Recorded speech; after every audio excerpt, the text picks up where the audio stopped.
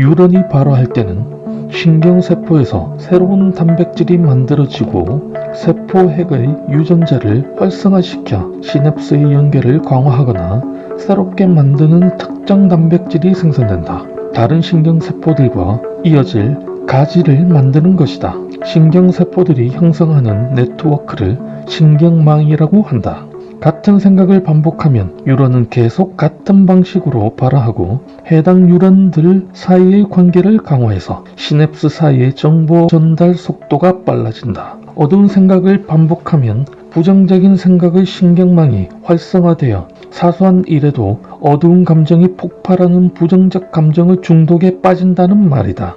반대로 밝은 생각을 반복하면 긍정적인 생각의 신경망이 활성화되어 역경 속에서도 희망에 집중하는 등 점점 더 밝은 마음이 된다. 같은 생각의 반복은 특정 신경망을 강화해서 뇌를 일정한 모습으로 고정시킨다. 자신이 반복하는 생각으로 인해 뇌의 회로가 자동화 루트를 만드는 것이 바로 습관이다. 고정된 신경망으로 항상 같은 마음 상태가 재창조되고 습관으로 굳어져서 결국 자신의 성격을 형성한다.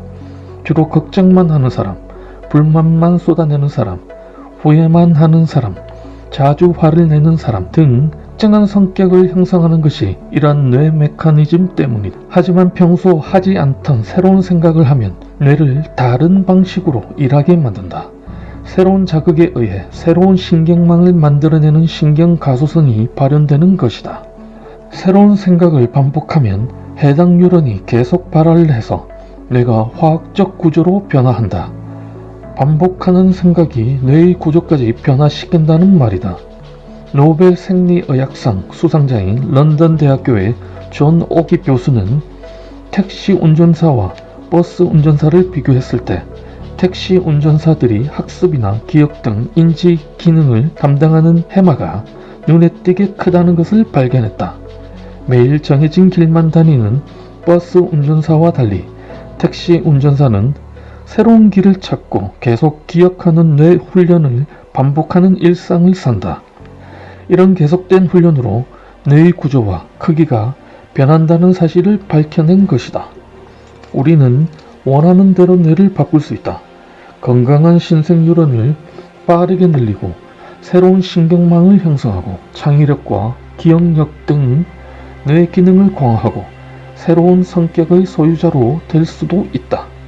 새로운 생각이 새로운 뇌와 새로운 몸을 만드는 출발점이 되는 것이다.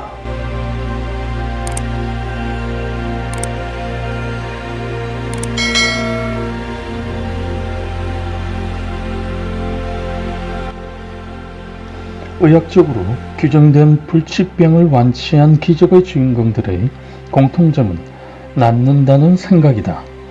과학적으로도 증명된 이 믿음의 치유력을 플라세보 효과라고 부른다. 플라세보 연구의 선구자인 파브리치오 베네데티 박사는 사람에게 약효가 없는 식염수를 진통제라고 알리고 주사에도 엔도르핀과 엔케팔린이 분비되어 진통 효과가 있다는 것을 뇌 영상 실험을 통해서 증명을 했다. 사람들의 믿음이 신경화학 물질을 바꾸어 생물학적 효과를 낸다는 사실이 구체적으로 밝혀진 것이다. 또한 성장 호르몬을 맞는 환자들에게 중간에 몰래 약효가 없는 가짜 약으로 바꿔 주사를 해도 성장 호르몬 수치가 변하지 않는다는 연구 결과도 내놓았다. 성장 호르몬을 맞고 있다고 생각하면 스스로 성장 호르몬을 생산한다는 말이다. 가짜 약을 먹고 실제로 도파민이 생성되기도 한다. 캐나다 브리티시 컬럼비아 대학교 연구팀은 파킨슨 질환자들을 대상으로 치료약이라고 설명해주고 식염수 주사를 처방했다. 그 결과 아무 효과가 없는 식염수 주사를 맞았음에도 환자들 가운데 절반이 운동신경 조절 능력이 훨씬 좋아진 것으로 나타났다. 환자들의 뇌를 분석한 결과 실제 도파민이 생성된 것도 발견했다. 도파민의 양이 가짜 약을 처방받기 전보다 200%까지 늘어난 경우도 있었다. 파킨슨병은 원활한 뇌 기능에 필요한 신경 전달 물질인 도파민을 충분히 생산하지 못해서 근육 경직, 떨림 등이 나타나는 퇴행성 신경질환으로 현대의학에선 완치법이 없다. 이런 난치병도 낫는다고 생각을 하면 스스로 약을 만든다는 말이다. 신약 개발 과정에서 드러난 플라세보 효과. 하버드 대학교 교수를 지낸 헨리 비처 박사는 2차 세계대전 당시 야전 병원에서 일할 때 생각의 치유작용을 깨달았다. 당시 부상당한 환자를 수술하던 중 마취제인 모르핀이 떨어져 어쩔 수 없이 주사기에 식염수를 채우고 주사를 했다. 그런데 환자들이 마취제를 맞는 듯 반응을 했다. 그 사실은 매우 놀란 비처 박사는 그 후 플라세보 효과에 대해 본격적으로 연구했다. 다양한 질환을 대상으로 한 방대한 실험을 통해 약효가 없는 약을 처방받은 환자의 30에서 40%에서 실제 효과가 나타난다는 연구 결과를 내놓았다. 이 말은 의학적 치료의 30% 이상이 플라세보 효과라는 말이다. 이 수치가 오늘날 현대의학이 인정한 플라세보의 유효율이다. 플라세보의 실제적 효과는 신약 개발 과정에서도 자연스럽게 드러났다. 모든 신약의 개발 과정에서 거치는 임상시험에선 참가자들을 두 그룹으로 나눠 진짜 약과 가짜 약을 투약한 후 비교해서 약 효과를 검증을 한다. 효능이 있는 신약과 효능이 없는 플라세보를 무작위로 섞어 임상시험자조차 누가 진짜 약을 투여했는지 모르게 진행을 한다. 이것을 이중 맹금 실험이라고 한다.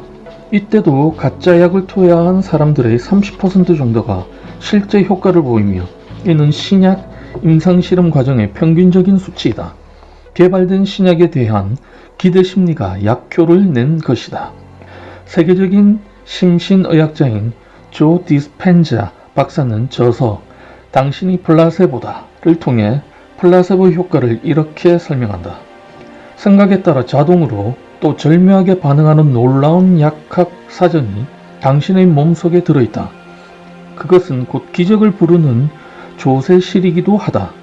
그 조세실이 당신 몸속에서 이미 존재하는 치유의 분자를 자연스럽게 활성화시키고 서로 다른 수많은 상황들 속에서 서로 다른 합성물을 배달하면서 서로 다른 효과를 끌어낸다. 가짜 약을 먹어도 진짜 약이라고 생각하면 뇌는 실제 약을 복용했을 때와 같이 신경회로가 활성화되고 그때 분비되는 것과 같은 똑같은 화학물질을 몸 곳곳으로 보내 건강 상태를 바꿀 완벽한 약을 만들어낸다는 말이다.